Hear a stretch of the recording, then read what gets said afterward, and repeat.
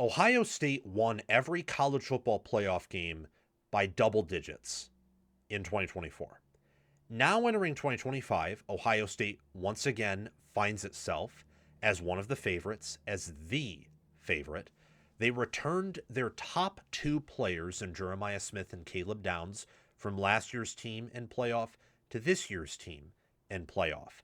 And they ended the regular season with a loss, have done reflection, have had plenty of time off to prepare for the college football playoff. Ryan Day is calling plays. And I think that because they've returned a core of their top NFL players and because of the defense they have, that Ohio State could find itself to be in that unstoppable juggernaut position in the playoffs. Look, they're 9.5 point favorites over Miami. I don't think anyone else in the college football playoff would be that big of a favorite. They are 26-3 since the start of 2024. Last year, they were 6-1 against FPI top 10 teams. This year, they're 0-1. But to have a 6-2 record over your past two seasons, your most recent two seasons in FPI top 10 games, is absolutely insane. Ohio State, I think, right now has 7 future first rounders, 6 or 7. And probably there is a 8th or maybe even a 9th there on the roster, maybe even more than that we just don't know about right now. The difference between having a 6th or 7th first rounder, I think, is where you peg Julian Sayin. I would peg him a first rounder, although it is very early as this is his only, season starting, and he doesn't quite have all the measurables that someone would prefer in a first round quarterback, but he's wickedly accurate. I would say he's the most accurate quarterback in college football right now. And he has good arm strength, and he isn't as small as a lot of people said he was in the preseason. So there's that. And there's also Ohio State's defense. So quickly, their first rounders are Julian Sayin, Carnell Tate, Jeremiah Smith, Caden McDonald, Arvell Reese, Sonny Styles, and Caleb Downs. Those are I think, the known or closest to known first round players. You have a few others that will probably emerge that we just don't know of yet, or they have a first round type ceiling and they just haven't played like it. This defense, though, even outside of that, is playing at a generational level. They're only allowing 8.8 points per game and 133.8 passing yards per game. They're first in those categories. They also have only allowed 0.156 points per play, which is first. And they are top 5 in yards per rush attempt, yards per pass attempt, in rushing yards allowed per game. They are 30th in season sacks. This channel will make you a college football expert and help you enjoy watching games and make more accurate predictions. So what are you waiting for?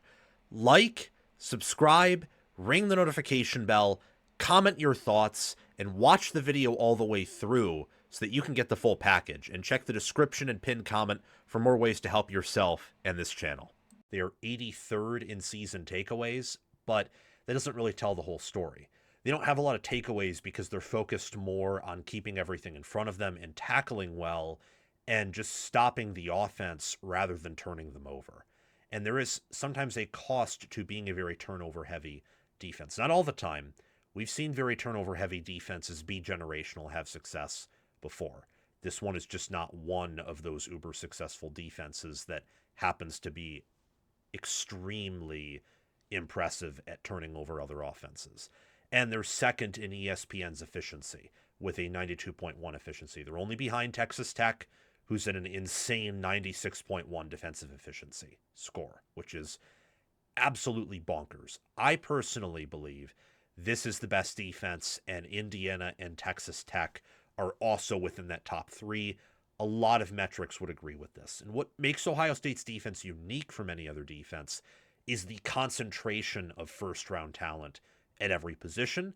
The fact they have a leading tackler in Sonny Styles and their best linebacker who does not miss tackles ever. And they're so big and long and strong on that defense, where I just think that every offense is going to have a problem scoring 20 or scoring in the 20s on this defense. I mean, think about Indiana. Indiana scored 13 points on Ohio State. 13. That was Indiana's lowest total point output under Curt Cignetti. Now, Indiana won the game in part because their defense is very comparable to Ohio State's, actually. That's why they won the game, is their defense. And if Ohio State won, it would have been because of their defense. Indiana just was able to pretty much match Ohio State in defensive play, and they made the critical throws and conversions, and Ohio State didn't, and that was the Big Ten title game. But with all of Ohio State's struggles on offense and Indiana putting them in a blender there, the reason why they were in that game against the number 1 seed and against a team that's actually power rated top 2, competing with them for the number 1 spot in power ratings, is because of how awesome that defense is. Matt Patricia has been an A-plus hire. He was an A-plus addition. As the preseason began to close, I began to put more stock in him. Evidently, I didn't put enough stock and was incorrect in how successful he would be. It's been phenomenal. You know, they tackle perfectly. They get pressure on the quarterback. They do a great job in coverage. It is a defense that can win you a national title and should win you a national title. And if that defense plays at the same level they did against Indiana for all 3 of their playoff games, they could be unstoppable. They would be unstoppable on defense. And if you combine that with some improvements they could make on offense, we'll see if they do or if they can. But on paper, they can make improvements on offense. Then this team could be an unstoppable juggernaut for sure. How this translates to the game against Miami, or how our theoretical topic about Ohio State being invincible could come up here, is they could completely annihilate Miami. There is a path here, stylistically, for them to beat Miami by multiple scores. So Ohio State, when you look at Miami's offense versus Ohio State's defense, Miami has done a pretty good job at preventing pass rush. They have done, I would say, a good job on the line of scrimmage there, and they usually stay on schedule. You know, they don't lose a lot of yards. They don't have a ton of busted drives where you don't gain many yards or you quickly go 3 and out. But they don't have an explosive rushing offense. They don't really have an explosive passing offense either. Beck can be pretty Jekyll and Hyde. And there is a world where Ohio State turns them over a few times, or because Ohio State's the best team Miami's played by a mile, they suddenly get a bunch of pressure on that offensive line. Ohio State analytically should shut down Miami's rushing attack pretty well. And that, I think, is Miami's strength right now, or at least their area on offense that has a high floor and not a floor that could really put them in danger like the quarterback position could.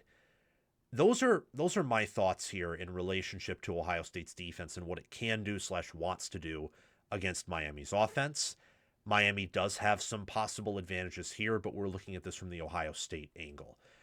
Ohio State's defense should expect to hold Miami to under 10 points. I kind of think they will, if I'm being honest, or at least maybe they'll let them get to 10, but not any higher than that.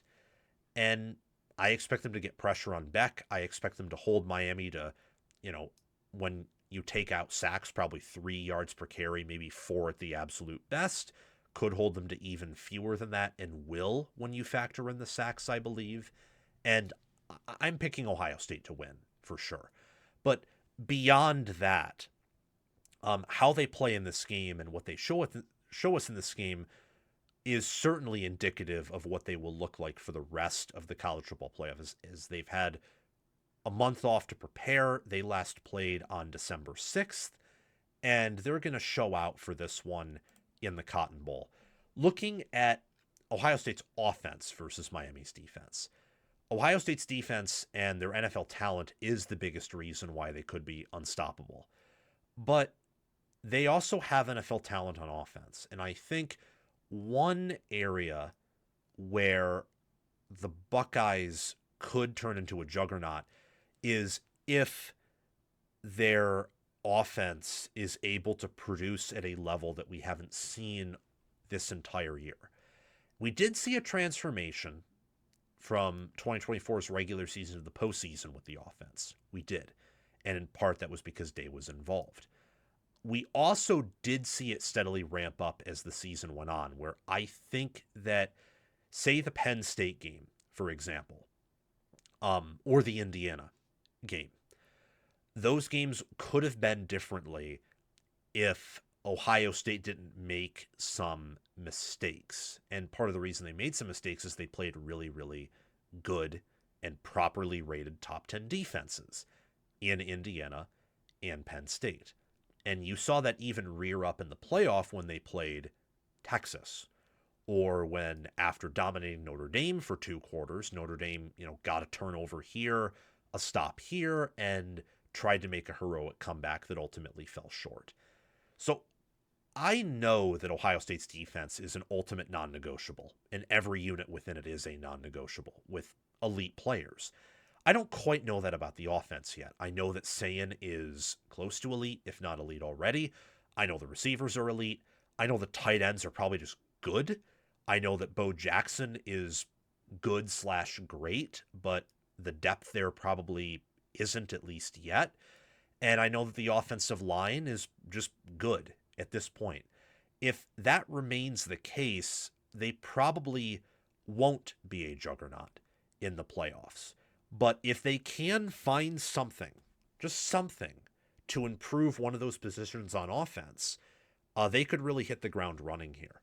And I like their passing offense against Miami's pass defense if Ohio State can hold up and protect Julian Sayin, which I think, depending on Miami's game plan, they could. So that's why Miami, I think, is going to lose this game. That's why I'm picking Ohio State to win. And what could make Ohio State unstoppable is offensive improvements, along with maintaining a level of defensive play that they showed against Michigan, and I think more importantly, that they showed against Indiana. Ohio State they're the better team in every way compared to Miami, except for special teams. They're the better team in every way analytically against the field, outside of maybe Indiana and certain parts of Texas Tech, Oregon, and Georgia. But the books view them as the best overall team in the playoffs right now. I think they're a top 3 team in the playoffs power ratings. I think they're unanimously top 3. Everyone thinks they're a top 3 team in the playoffs, and those who do not are insane, and the opinions of the insane are discounted on this channel and are discounted by the books. You are not favored by 9.5 points over Miami if you are not an elite team. And Ohio State is an elite team, and if their defense continues to perform at a high level, if they can maximize the first-round talent on hand, and if they can make improvements on their offensive line and some of their strategy on offense, Ohio State could, not will, but could be an unstoppable juggernaut in the college football playoff and once again sort of waltz to a national championship and win Ryan Day back-to-back titles. Thank you for watching. It's my mission on College Football with Sam to make you the most informed, knowledgeable, and entertained fan as possible. We aren't perfect, but we hit the nail on the head more often than we hit our thumb with the hammer. Make sure to like, subscribe, ring the notification bell, comment, and if you're here, you've probably already watched the whole video. So thank you for doing those things.